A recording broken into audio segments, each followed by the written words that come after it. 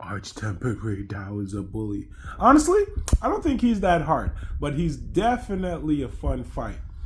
I don't think he's too ridiculously crazy out there for people who are first-time Monster Hunter fans, but I think his level of aggression as the first arch-tempered monster to drop is actually just right, because they're only going to increase it from there when the other monsters come out. But anyway, here's a few things that just I want to just let you guys know as we fight him, right?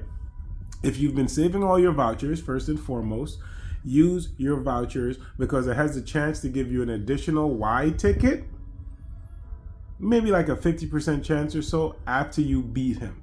So if you want to double your chances of getting a ticket, a voucher, as well as lucky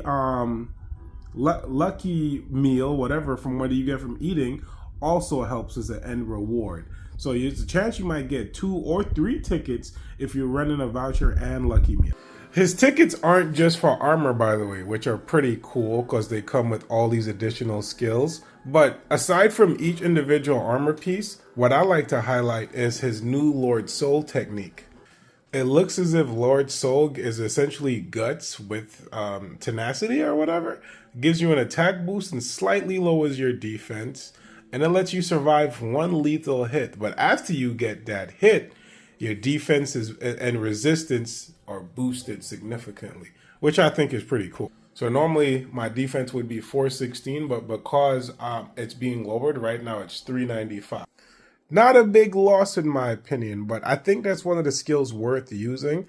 So it makes it matching 3 pieces of his set. So right now I'm using 3 of his Gamma pieces and 2 Gore pieces, and I'm having fun. In other news, his tickets aren't just to make armor. If you're using the defense charms, he can upgrade it to a level 5. So instead of having 4 defense, you can already start off with +5 defense on a charm, which I will be using because it helps. Because as you guys seen in my last videos, I like using defense charm in some of my armors. He also increases the latent power charm, so before it stopped at 2, now you can get it to 3. You need 3 of his tickets to upgrade each of those, so that's 6. And if you're counting the armor, which you need 5 for, that's already 11 tickets. And then he can make a cat armor and a cat weapon. You think I'm not gonna deck my homeboy out? Look at him.